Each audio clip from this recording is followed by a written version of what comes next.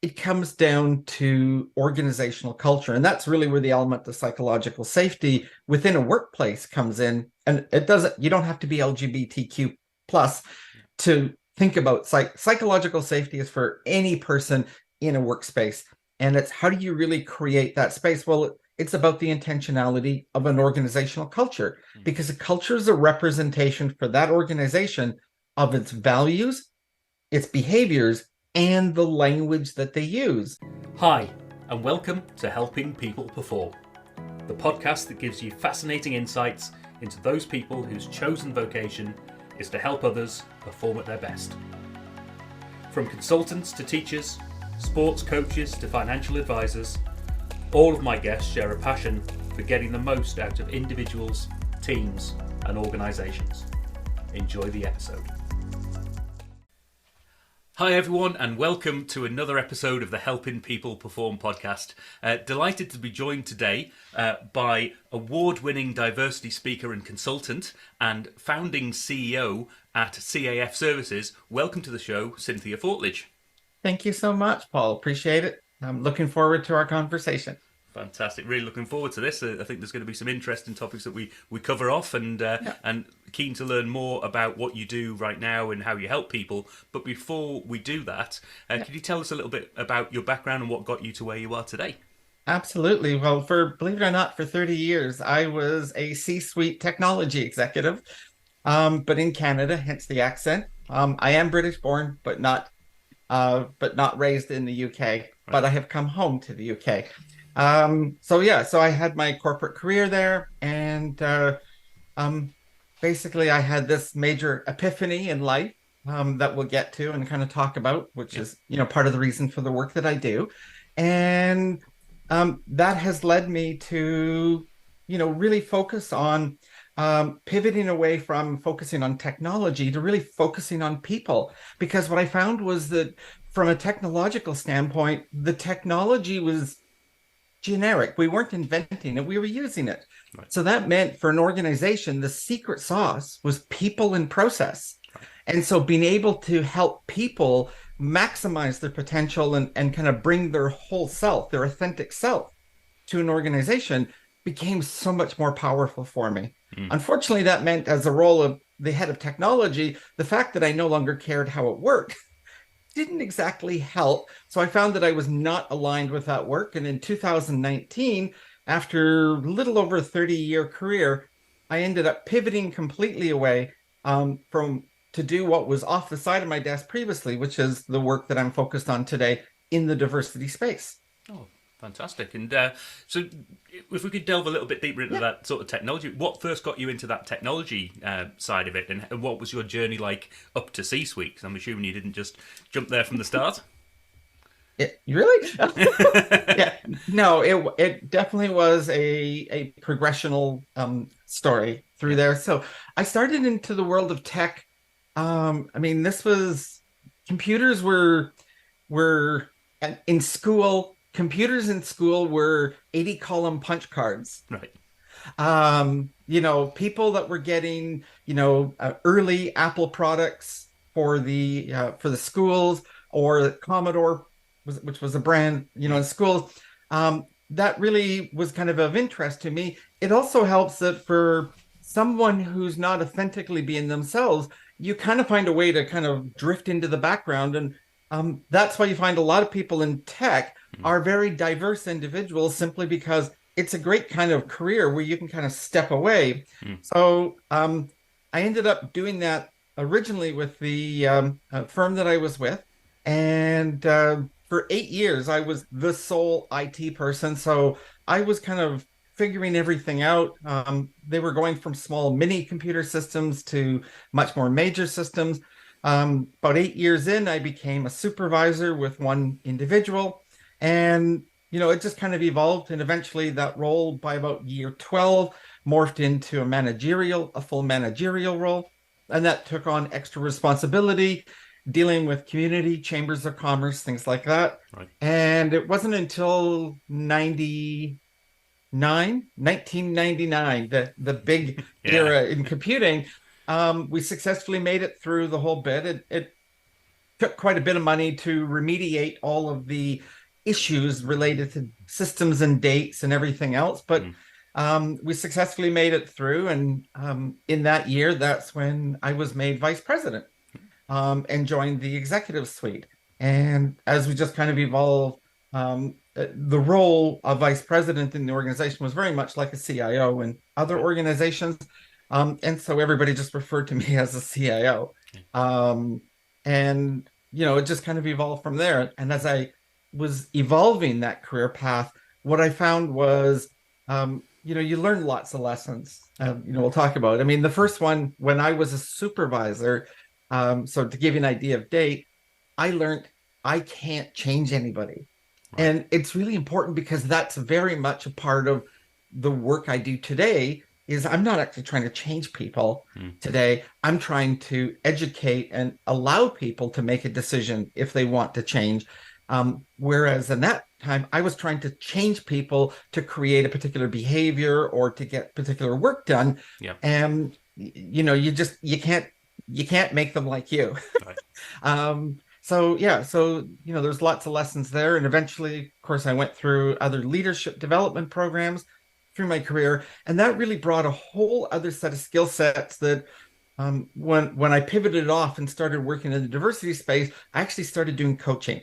Right. And I did it till 2021. And I used a lot of those executive skills in the coaching space, Mm. because it was really good about helping them. I just found emotionally, I wasn't fully set up to deal with all of the emotional baggage associated with coaching. Yeah. So I've pivoted away. I've stayed with professional mentoring. I am a certified mentor, but at the end of the day, I really leave that as much more of a tertiary kind of thing I may do today. It's Mm. it's not what I'm really focused on. But it was just this continual evolution of realizing that all of these skills as an executive that I learned really brought it to a head when, I kind of had my 50-year epiphany, Mm. at the age of 50. And I used every one of those skills in managing myself and the journey that I was beginning at that point. That was about circa 2016. So they came full circle. And it was only at that time that I really learned the full power by using them on myself and to do that. But that also took me in many other directions in terms of, spiritual work, in terms of, people talk about self-care. Right. Everybody would think, oh, well, self-care is I'm going to go to the nail salon, get my nails done, go get a massage. Yeah. No, that's not self-care. That's pampering. It's absolutely delightful. I love to do it when I can do it. But self-care is actually doing the deep work and learning to do the really deep work inside, wrestle some of your demons and being able to transform that into something much more positive. And that's really the space that I lean in and work in today, Right. is because I've been through that journey and I've dealt with, quote, the transformative effects of all of this work. Brilliant. And I know, I've found myself guilty of this in the past in terms of the the stuff that you preach as a coach, as a leader, or a manager in any ways, to being able to have that ability to turn that back upon yourself Yeah. in any circumstance and say, right, am I doing what I advise other people to do? Yeah. It's like, it's why a great coaching conversation is always about, what would you be saying to your friend or your colleague if they were in the situation? As soon as you start to put yourself in a different set of shoes and see yourself from a different angle, it really does help to open up what's the reality of what's going on right here, and what would I propose other people do, and why aren't Yeah. I following that advice myself? No, it's so true. And even related to the work that I'm doing, when you talk about in the world of diversity, the word bias comes up, and Right. many people talk about bias in a negative context, like shame on you, you have a bias. Well, Right. the reality is, and pretty much everybody I know admits we all have biases. I have bias, you have bias, our audience has bias, but let's not, yes, bias tells us that there's probably something that needs to change, but what a lot of people don't realize is there's a lot of bias that we all carry that comes from privilege. Right.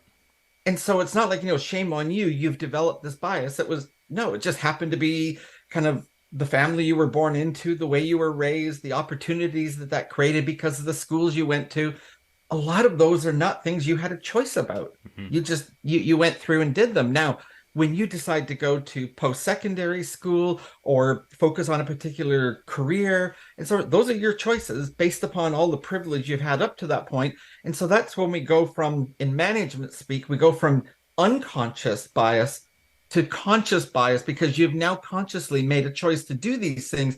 And in doing so, they create opportunity or privilege, and that privilege creates a bias because Right. that now becomes the filter of Mm. how you see the world. So exactly as you were saying, it's like we talk about these things, but it's how to go in. So I mean, just recently I totally turned the lens on and I wrote an article. It's on psychological safety from a human perspective. I've written one from with Chat GPT, so from an AI perspective, Nice. and it was very kind of step one, step two, step three. And I wrote it very much from a humanistic point of view. And the first thing I did was declare all my biases going in. Right. I've never done that. It was just, I'm going to talk about this, but just so you know, here's, and I think it was 6 or 7 biases that I listed. Here's 6 or 7 biases I am very aware that I have when I talk about this subject because they do influence the way I talk about it. And I Right. wanted my audience to be aware of that. And I think Oh. that's the first time ever that I've done that with an audience and with an article Mm. to actually openly declare, hey, I've got these Mm. biases. Yeah. So I still have lots of work to do, Yeah. but I know Well, how to do it. yeah, well, that sounds like a very powerful thing to do, and Yeah. I'd be intrigued. I'll make sure the link to that article's Okay. in the show notes. But I'm going Yeah. to have a read of that myself and test myself out on what are my biases Sure. and try to be more open on that front and declare them out where Yeah. necessary. So, oh, brilliant. Well, maybe that takes us nicely into what you do now. You know, with CAF services Yeah. and the work that you do as a speaker and consultant. Well, I've been very blessed. As I talked a little bit about kind of the journey, started off in this coaching and so forth. Um, and again, the whole journey that took me there was because at the age of 50, with my youngest out of high school, graduating, I came to this life epiphany that I wasn't being authentic. And the authenticity was my gender. Right. And so I actually transitioned my gender starting in 2016. I had socially transitioned by 2017. I had medically transitioned and surgically transitioned by the end of 2018.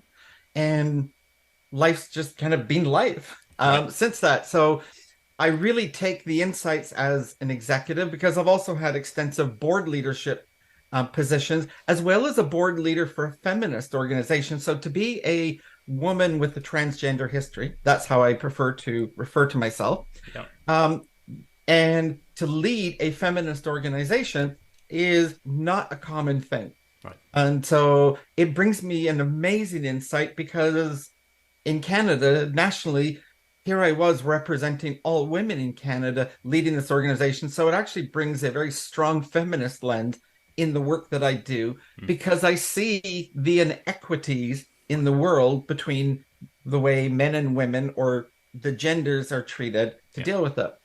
So that has taken me along with that, along with the fact of now 7 years in the diversity space, both informally and formally, um, as well as, my extensive board leadership that I talked about, but also from the fact that I have, over 14 different boards and 2 of them as the board chair, board leader, along with it. So all of those skills have really equipped me to work in this space and be able to do the dive. So obviously it started dealing with understanding my own journey and putting language to it.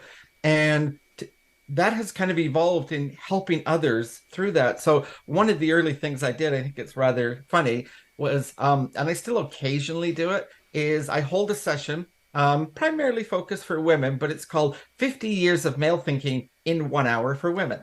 Right. A little tongue in cheek, but simply what it is, when we grow up, we are socialized in our perceived identity, Right. how people perceive us. And what happens is if you kind of ask, well, how are women socialized versus how are men? Well, it's unwritten. Mm. So that means you have to start trying to decode it. Mm. And so what I do in these sessions is when I'm talking with women is to take the behavior. They go, my boyfriend's doing this, my husband's doing this, my coworker or boss is doing this. It helped me understand their behavior. And so I was able to start codifying it and really helping them grasp it for the purpose of helping to give that information to those women to empower them to, have the life or career Mm. that they were looking for. Mm. And that evolved into the coaching that we had talked about. And then I started working with corporations Right. and helping corporations from a diversity perspective, not only with quote the lens of what I call one leader with two genders worth of experience as a Right. lens Yeah. that I see things, but also the fact that, I have this deep history, 30 years being a tech executive, so I can look at systems and process and actually understand what things systemically are creating problems from a gender-based perspective when I look at them as well. Mm. So, doing things like that from a consultative, and I'll give you a very, very quick, simple example. Yeah. I was working with a hospital in one of the NHS regions. I believe they're east of London, Right. to give you an idea. And they're creating a brand new patient intake form.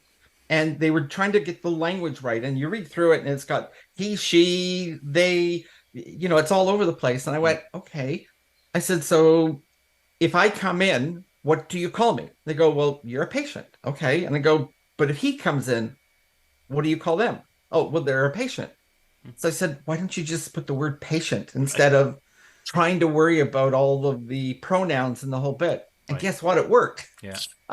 And so that's my system thinking kicking in. And it's like, let's not overcomplicate this. Yeah. And so it's like, if you're talking to a business and they talk about their clients or so forth, well, why mess around with it? Just Mm. refer to the identity, which is they're all clients. Right. So talk about them in that sense. And that really just simplifies the complexity that we're trying to marry in. Of course, there are appropriate times that we use the detail, but somebody was asking once that, when we talk about, say, the labels associated with gender identity, I mean, the list that I use is 58. I've heard people have lists over 100. Well, first of all, I only need to remember the one associated with the person that I'm dealing with. Right. And there's 8 million people on the planet. Or 8 billion. I don't know all 8 billion, so I don't have to remember 8 billion combinations. So guess what? It's a manageable process to learn the identity because you already do with all of your friends. Mm. You just don't think about, Yeah. for instance, the pronoun element. So it's aspects like that of trying to simplify what some people perceive as very complex and then just downright education. Like, we don't know anything. Please help us. Give us a 101. And it could be a 101 on gender, a 101 on, quote, the transgender experience in the corporate space. It could be on gender-based privilege, Mm. or most recently, as of middle of February, on psychological safety, especially related to transgender folks in a workplace where there's questions about bathrooms and change rooms and so forth. Right. That's the article. That's kind of the big topic that I'm touching on and really looking at all of the complex elements that make it up. It is situational, but that's kind of the conversations I really love to help organizations solve, which is why at a very broad base, if you read my profile and byline, it says I work with organizations at the intersection of sexuality, gender, privilege, and psychological safety. And that's really the space that I work in the Mm. diversity. I don't touch in a lot of areas outside of that because it's not my expertise. Um, and I know many others who can fill in the gaps, whether it's on, the ability disability conversation, Yep. neurodiversity, racism. So I know ageism. I know so many amazing practitioners that work in those spaces. I focus on the area that I have deep personal and professional insight to be able to help organizations. Yeah. No, and I think that's one, it's some amazing work and very much needed certainly in the organisations that I found myself working with over the years. But not necessarily that there was overt, issues around what was being discussed. It's the fact that it wasn't being discussed. Yeah. And if you then went to the C-suite, or if you went to even a management level and said, how would you cope in this situation? Yeah. And that people have never had that conversation before. And I think that's the really tricky piece is how are you finding the organizations that are, so there's two elements of organizations. One, there's the ones that are coming to you and having Yeah. those conversations. Are they scared? Are they just unsure as to what's going on? Do they, are they doing things from a legal perspective? What's the drive for them to engage with you, and how's that been? Yes, yes, and yes. Right. No, I mean it's I've had clients come to me from a legal perspective. I've clients who go, we're just trying to learn. Can you help us? Yep. I've got clients go, we're very advanced. We've got this right now. We're focusing on this. Can you help us fill that gap? Right. So yeah, so I get the whole smack, and it's right from smaller organizations who traditionally don't have dedicated staff focused on kind of the D&I, Yep. diversity and inclusion kind of practices. To the large organizations, which sometimes have an entire departments over and above the HR side of things, who actually focus on the space. Right. And I've worked with all of them. So I mean, I've worked with some, small, probably a handful of people kind of organizations, Yep. to the likes of LinkedIn and IBM and some others. So I've had a breadth, not just in the tech side, by the way, but Yeah. I have that. Last year I worked with a couple of banks Right. that I hadn't before. The season before, I was working with the travel industry and a provider in the travel space. So absolutely lots of different companies, lots of different reasons, and it's really just helping them, kind of figure it out. And now more people are kind of going, okay, you help fill a spot, Mm. but now that makes us go, well, how do we go on this journey? Because it ultimately, much like any organization, it comes down to organizational culture. And that's really where the element of psychological safety Right. within a workplace comes in. And it doesn't, you don't have to be LGBTQ plus Yeah. to think about psychological safety is for any person in a workspace. And it's how do you really create that space? Well, it's about the intentionality of an organizational culture, Mm. because a culture is a representation for that organization of its values, its behaviors, and the language that they use, Yep. right? They always say you know the health of an organization by the behavior they tolerate, the worst behavior they tolerate, Right. right? And so if you find there's some absolutely egregious behavior and the organization tolerates it, well, then that's really a status of the culture of the organization. So organizations that want to create a place where everyone feels safe and wants to belong into that organization, those are the companies that I really connect with the most. And those are the ones that really value what I bring to the table. Yeah. Brilliant stuff. Um, yeah, because I know, as I said, conversation, and we've had conversations in the past about some difficult conversations that need to be had, or when do I step in? You know, we don't need to go too much into this, but we were in a joint situation where I felt uncomfortable with the way somebody else was talking, but I wasn't sure whether or not I should be chipping in and stepping over you in that situation because you were the expert and you were the one with the lived experience. Yeah. But I also didn't want to say that was, not call it out because it wasn't acceptable behavior in my view. So Sure. it's those conversations that are a tough one to have, aren't they? And they're a tough one to understand. But until we have those conversations, until we open up and think about how do we give everybody the psychological safety, everybody the same Yeah. opportunities to be involved in the organisation, then one, it's just simply isn't fair is the first thing. But two, from a business perspective, it doesn't make sense because there are direct links between the way people are feeling due to those elements and their actual performance, which Yeah. leads to business performance. So Yes. this isn't a soft area. This is a No. direct link to bottom line as well, isn't it? Well, absolutely. And if you go back 5, 6 years, if you look at the work that folks were doing in the diversity space, it was very much focused on the business value was that magical 30% performance improvement, at the on the bottom line. Mm. by having a diverse, workforce. And again, the implicit aspect was, all of this idea of, intentional cultures and psychologically safe and so forth, which not many people actually experience, Mm. unfortunately. So there's still lots of work to do, which I guess is good for me. But at the end of the day, it's about people, right? And people aren't things, that they're human beings, and we all have. I always go back to Maslow's hierarchy of needs, right? Yeah. And the third level of Maslow's hierarchy of needs is love and belonging. Right. We all have a psychological need to belong. Mm. So we want to belong in societies. We want to belong, within our work organizations. So, i.e., within the societies, the cultures of the organization. We want to, we just want to belong. Yeah. Nobody wants to quote, you know, and overrule somebody else, and especially when you are of a marginalized identity. And there is actually a hierarchy of privilege, which really talks to this idea of based upon different identities within different income brackets or Right.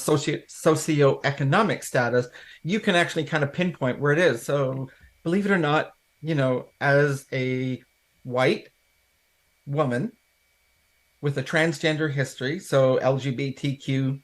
plus, I'm two-thirds of the way down that privilege scale. Wow. Yet at the very bottom of it is a woman of color who's LGBTQ plus is Right. at the bottom of that privilege chain. Wow. So, I mean, even on the bottom, I can still carry a lot of privilege to help uplift those who are below me.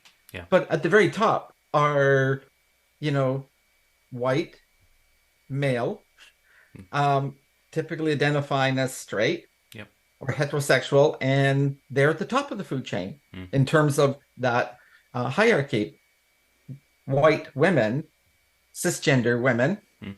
are second on the list. So again, when we talk about it, there's this huge disparity between, because there's lots of other identities that fall within there Yeah. that, are defined. So when we look at all of this and kind of keep in mind what Maslow says, realize that the more you kind of are down that scale, you're also lower on Maslow's scale to a large degree, because you go from, of course, the very first level of Maslow's, we're fighting for survival. Yep.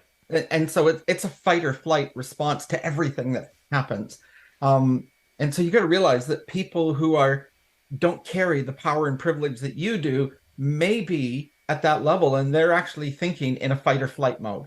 Right. So you go, well, just why is everything so aggressive? Mm. Because they're fighting for their existence. Mm. The next level is, where, people start to actually, um, I just relabeled it in the work that I do. Um, you're existing, right? Right. You're not fighting for survival. You've got housing, you probably have some form of income and so forth. You're existing Mm. in society, but you're not contributing. And that's where the next level, that's where the magic happens. That's where you start to unlock somebody's full potential, because you start to get them in a place where they feel like they belong. They can bring their full authentic self to work. Now, I mean, everybody throws that word around. And just to clarify, I'm not talking about just LGBTQ plus people here. Every one of us does not bring our full authentic self to work. We're always hiding, putting something behind. We have quote a work face. I've talked to some women that say that when they get ready in the morning, they quote, put on their armor to walk into the corporate world. Yep. Whatever it is, we're not allowed to be authentic. Mm. Doesn't matter who you are. And so the ideas that I'm talking about is I want everyone to feel safe so they can all be authentic, and we can all kind of take down our guard a little bit and actually interact in Mm. human being. And that doesn't mean we agree, Mm. but it means we can interact. Yeah. Ah, wonderful. And um, we can talk about this for hours, I'm sure. And just one of the other bits that came to mind Yeah. in one of the previous conversations that we had as well, we talked about that element of pale, male, and stale.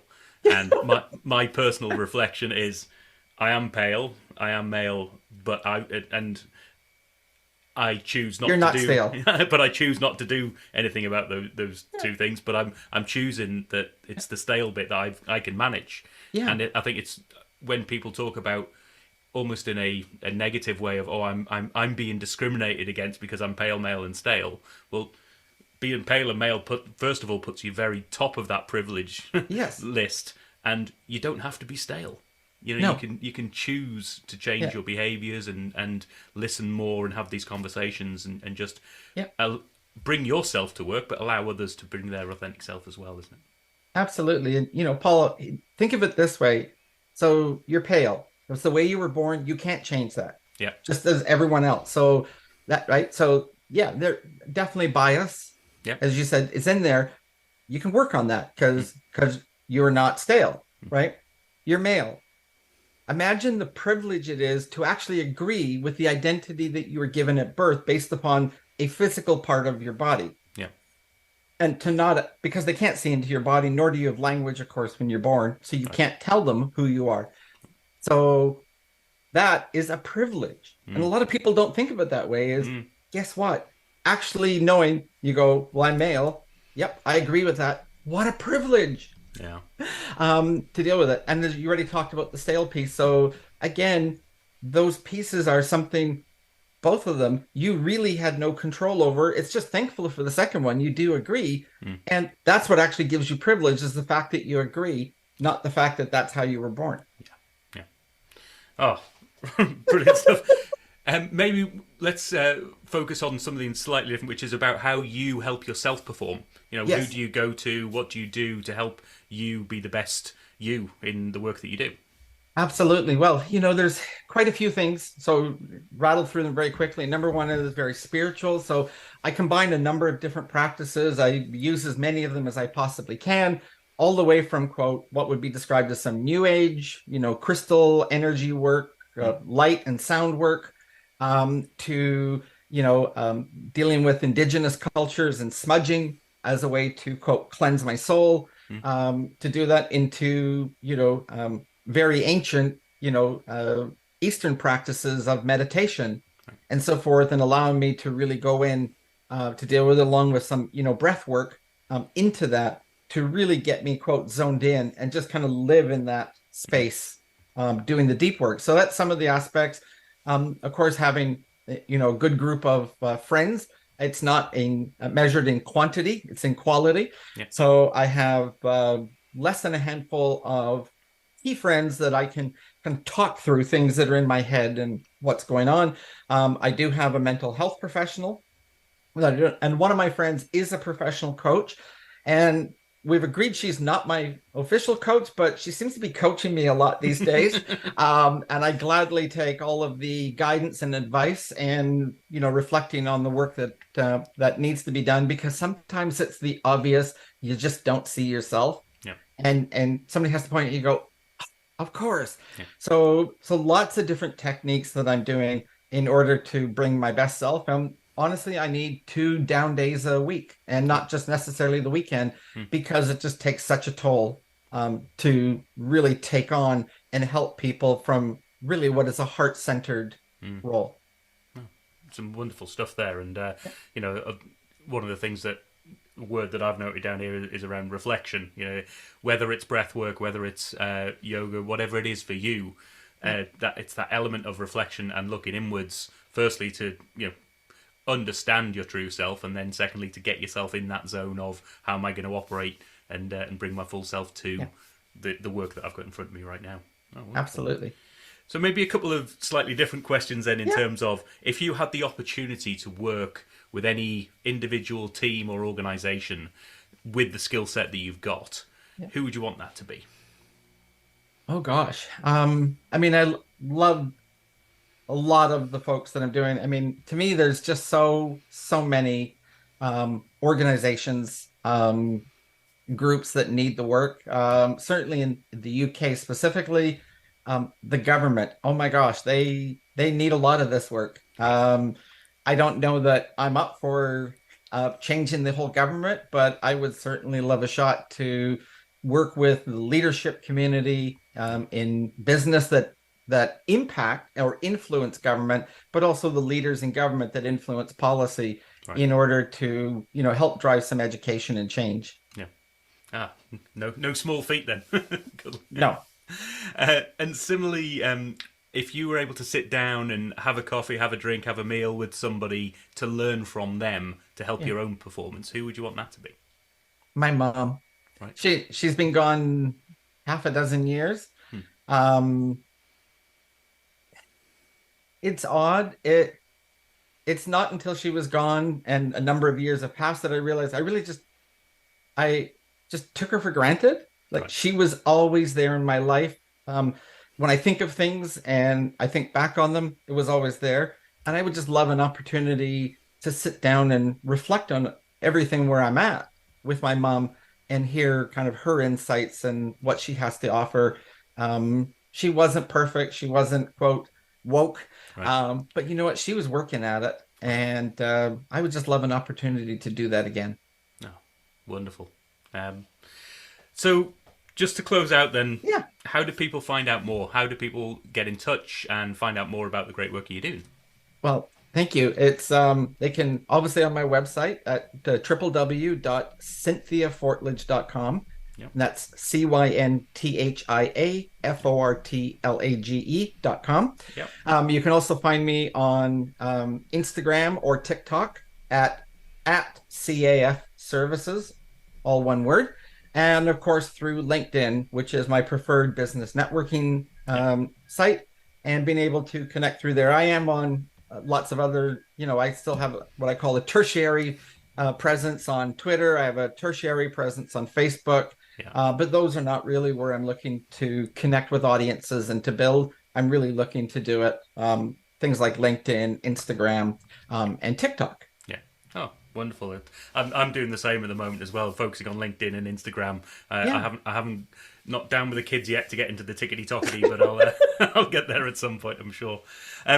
Cynthia, it's been a fascinating conversation and really enjoyed chatting with you about this today and love the work that you're doing to help organisations and help people perform at their best. So thanks so much for being on the show today. Thank you, Paul. I appreciate it. Cheers. Thanks for listening to today's episode. If you liked what you heard, then please give the podcast a rate, review and share. I'm Paul Teasdale, and from sausage making to banking, oil and gas to Formula One, I help people perform. If you'd like to find out more and have a conversation, contact me via helpingpeopleperform.com.